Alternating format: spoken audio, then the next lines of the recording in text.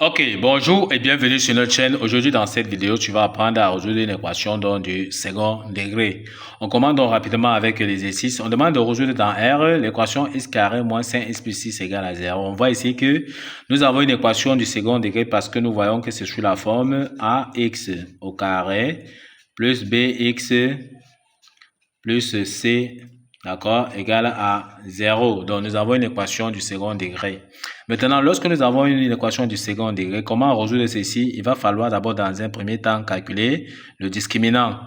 Le discriminant qu'on appelle delta, la formule dit que c'est tout simplement égal à b au carré moins 4 facteur de a fois c.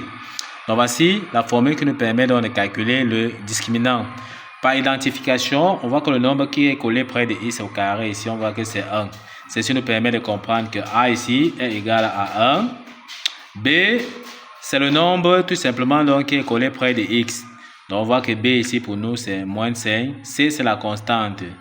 Donc, C, c'est la constante, c'est-à-dire le nombre qui est isolé ici, là, c'est tout simplement donc 6. Donc, la constante ici, c'est C, c'est 6. Une fois qu'on connaît A, on connaît B, on connaît C, ça veut dire que dans un premier temps, on peut calculer le discriminant en appliquant la formule. Delta est égal à B carré moins 4AC. Donc, delta est égal à B au carré. B, c'est moins 5. Donc, on aura moins 5 au carré moins 4 facteur de A. A qui est 1 multiplié par C qui est 6. Moins 5 au carré, c'est 25. Moins 4 fois 1 fois 6, ça nous donne tout simplement moins 24. 25 moins 24, ça nous donne 1. Donc, delta est égal à 1. On va donc conclure sur la nature de delta. On sait question calcul delta.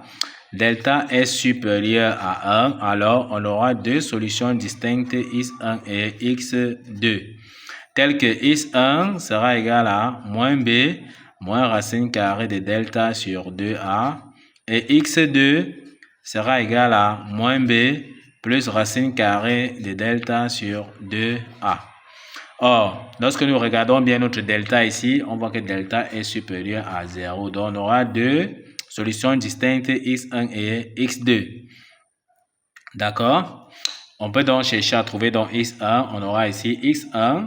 La première solution sera donc égale à moins b. Nous avons vu que b c'est moins 5. Donc on aura moins facteur de moins 5. Moins racine carrée de delta. Nous avons vu que delta c'est tout simplement donc 1. Donc racine carrée de delta c'est tout simplement racine carrée de 1 qui est égale à 1. Donc racine carrée de delta c'est 1. Donc on aura moins b moins racine carrée de delta. Racine carrée de delta c'est 1. On met donc 1 sur 2a. 2a. A, on a vu que a c'est 1. On n'a qu'à développer moins multiplié par moins 5, ça nous donne tout simplement plus 5. Moins 1 sur 2. 2 fois 1, c'est 2. On aura ici 5 moins 1, ça nous donne tout simplement 4. Donc on aura 4 divisé par 2. On sait que 4 divisé par 2, c'est 2. Donc, x1 est égal à 2. On a trouvé la première solution. On trouve donc la deuxième solution en appliquant la formule qui dit que x2, c'est moins b, cette fois-ci, plus racine carrée de delta sur 2a. Donc, on dit que x1, x2 sera donc égal à moins b, c'est-à-dire moins b, toujours moins b. B, c'est toujours moins 5, comme nous avons dit. Plus, cette fois-ci, c'est plus. Tout à l'heure, c'était moins. Donc, plus racine carrée de delta, c'est-à-dire 1 sur 2a. A, c'est toujours 1. En calculant, on aura moins fois moins 5, ça nous donne plus 5. Plus racine carrée de delta qui est 1 sur 2 fois 1. D'accord, qui est 2. On aura ici 5 plus 1, ça nous donne 6. 6. On aura 6 divisé par 2, ce qui signifie que x2 est tout simplement 6 divisé par 2, ça nous donne 3.